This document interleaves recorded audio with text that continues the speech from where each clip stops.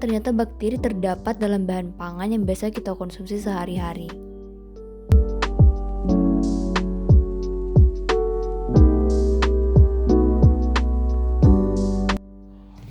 Halo everyone, perkenalkan nama saya Destika Sepangarung Lani dengan NIM Q1A1230003 dari kelas ITPB. Nah, pada video ini kita akan belajar lebih jauh tentang anatomi dan morfologi bakteri, organisme kecil namun memiliki dampak yang begitu besar pada kehidupan kita.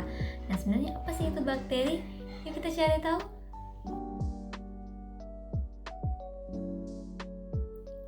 Nah, bakteri adalah organisme prokaryotik, yang berarti mereka tidak memiliki inti sel yang terdefinisi. Meskipun ukurannya sangat kecil, bakteri memainkan peran penting baik dalam ekosistem, kesehatan, maupun industri. Nah, bakteri itu ada di mana-mana. Ada di tanah, di udara, di air, dalam makanan kita, bahkan dalam tubuh kita. Nah, untuk mencari tahu lebih dalam tentang bakteri, kita harus tahu dulu bagaimana anatomi dan morfologinya.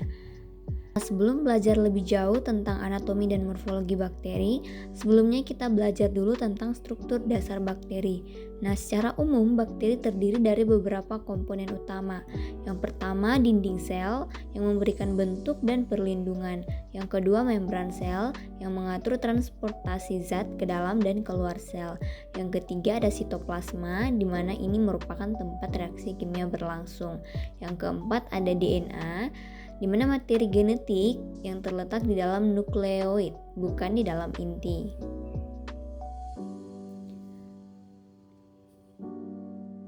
Nah, selanjutnya kita masuk pada morfologi bakteri. Nah, secara umum bakteri memiliki 3 bentuk utama, yaitu yang pertama kokus, bakteri berbentuk bulat seperti bola. Yang kedua basil, yaitu bakteri berbentuk batang ataupun silinder. Yang ketiga ada spirilia, yaitu bakteri berbentuk spiral atau helix. Nah, kokus dapat ditemukan dalam berbagai susunan, seperti Diplococcus yang berpasangan, Streptococcus yang berantai, dan Staphylococcus yang berkelompok seperti anggur.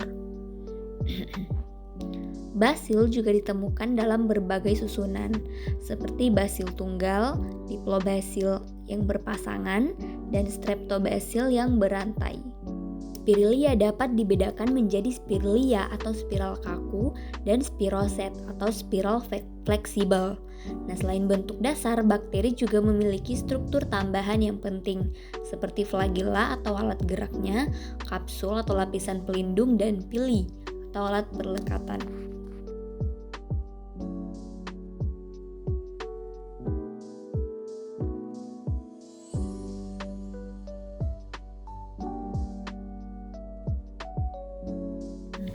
Bakteri memiliki adaptasi yang luar biasa.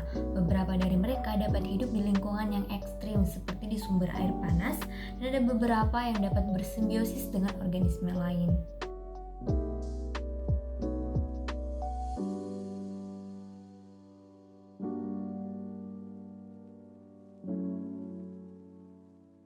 Nah, selain penjelasan tadi, ternyata bakteri juga terdapat dalam tubuh kita. Bakteri dalam tubuh manusia membantu kita melakukan proses pencernaan, seperti bakteri E. coli yang berada pada usus besar. Nah, selain itu, bakteri juga digunakan dalam produksi obat-obatan, sehingga bakteri ini menjadi bagian yang penting dari kehidupan. Nah, itu dia penjelasan singkat dari saya tentang anatomi dan morfologi bakteri. Semoga melalui video ini dapat membuat kita menjadi lebih tahu lagi tentang dunia bakteri. Nah, akhir kata dari saya, terima kasih banyak dan sampai jumpa.